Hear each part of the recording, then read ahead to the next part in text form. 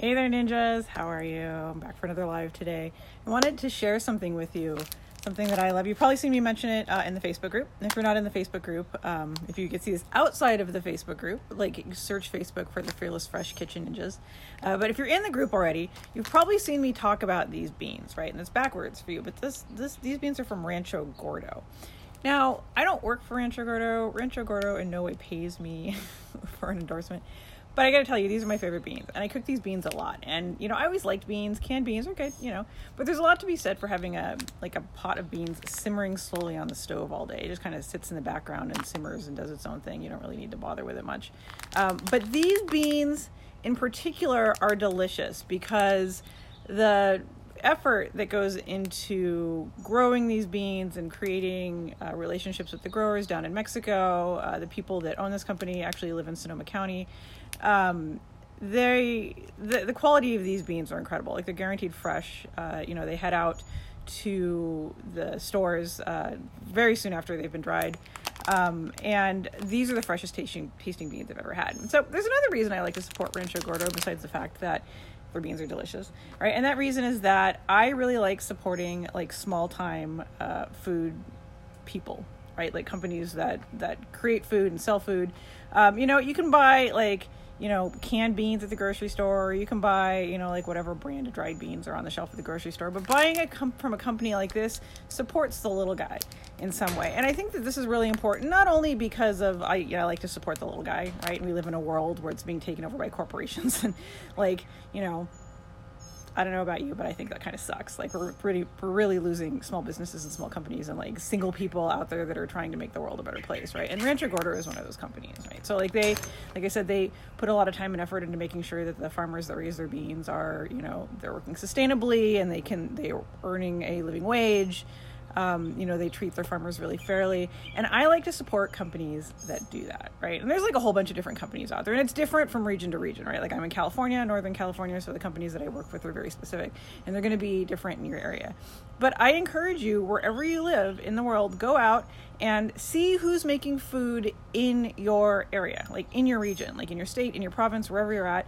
Find out the people that are growing the beans, that are growing the vegetables, that are raising the meat, that are, making all the staples that love, and trust, right? So we can go to the grocery store and we can buy generic flour, which is great. You can go to the grocery store and you can buy King Arthur flour, which is not a big company. It's it's a good sized corporation. They make a really good product. I really do like King Arthur flour.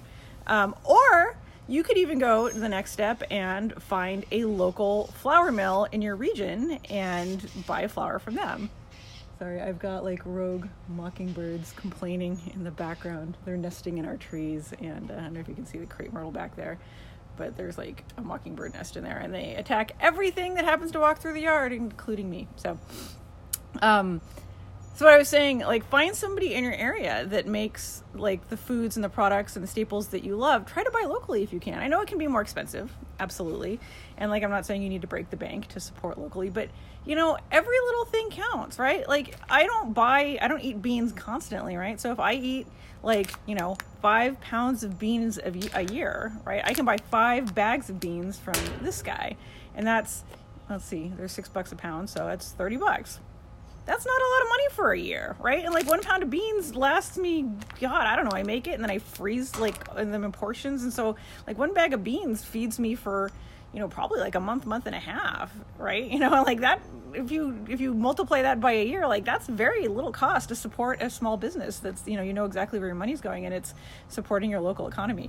Vera says, Hayden Flour Mill in Arizona. Yes, absolutely, right? Supporting your local flour mills is huge, right? Because a lot of people out there really prefer the convenience of going to the grocery store, just buying a bag of flour.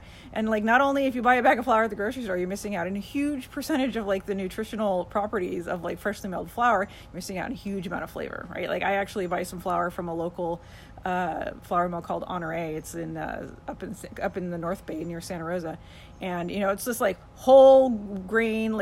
You open the bag and you smell it, and it smells like fields and honey, and it smells incredible. Honore flour is incredible, and they have all different kinds you can buy, depending on what kind of wheat you want.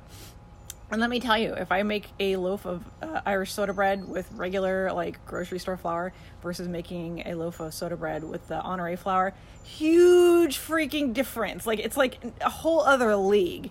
So I encourage you to like look in your pantry or your fridge and just kind of peek around and think, what in here could I buy locally? Like maybe I can't afford to like, buy everything locally, but maybe there's one thing in my refrigerator or pantry that I can afford to buy locally and support a little guy somewhere like making food in my community and supporting my local economy and making a superior product. I encourage you to find that food, whatever it is, look locally and buy it from a small supplier.